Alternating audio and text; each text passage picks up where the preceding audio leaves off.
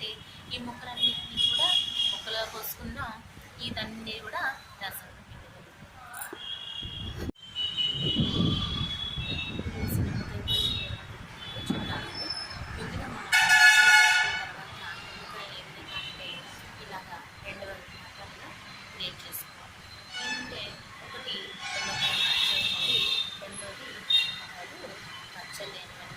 సపరేట్గా పెట్టుకొని దీన్ని శుభ్రంగా కడిగి ఆరబెట్టుకోవాలి.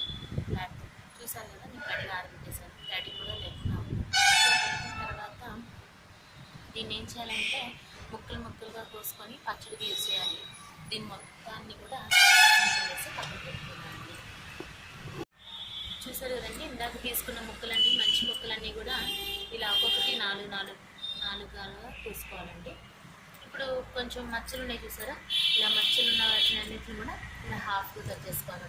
ఇవి ఎన్ని తీసుకున్నామో ఇవి అన్నీ తీసుకోవాలండి. ఇవి ఈక్వల్ 20 తీసుకున్నాం అనుకోండి, ఇవి కూడా 20 తీసుకోండి. ఇప్పుడు ఈ మొత్తాన్ని ఏం చేయాలంటే అండి, మన నిమ్మకాయ పిండుకునేది ఉంటే చూసారా, ఈ నిమ్మకాయ పిండుకునే దాంతో జాగ్రత్తగా నిమ్మకాయ పిండుకొని దీంట్లో పడేసుకోవాలన్నమాట. చూద్దరుగా నా ప్రాసెస్ కూడా చూపిస్తాను మీకు. చూస్తున్నారు కదండి, ఇప్పుడు ఈ ముక్కల్లోకి మనం ఇందాక తీసుకున్న నిమ్మకాయ ఉన్నాయి కదా, అవన్నీ కూడా ఈ విధంగా రసం తీసుకొని వడగట్టుకొని రసం తీసుకొని ఉంచుకోవాలండి. దీంట్లోకి కొంచెం ఉప్పు పసుపు కూడా వేసి కలుపుతున్నాం. చూడండి, ఫస్ట్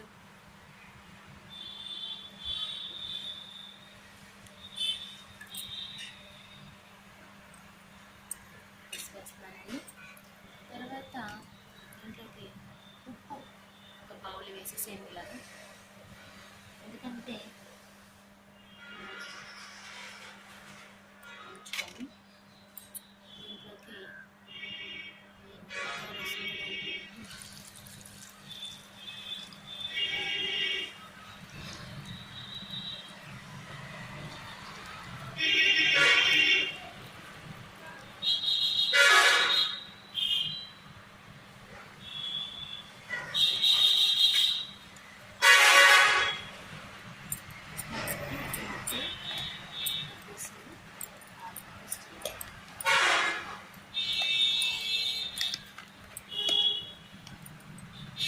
ఈరోజు మొదటి రోజు అండి, ఎలా ఉందో మనం చూద్దాం.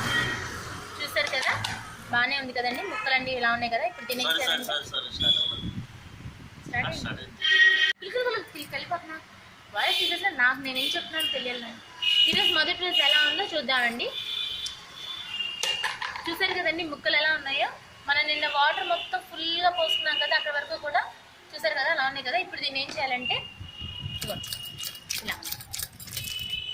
ఇలా కలిపేసి పెట్టుకోవాలండి. చూస్తున్నారు కదా, మళ్ళీ దీన్ని నెక్స్ట్ డే ఎలా ఉందో చూద్దాం.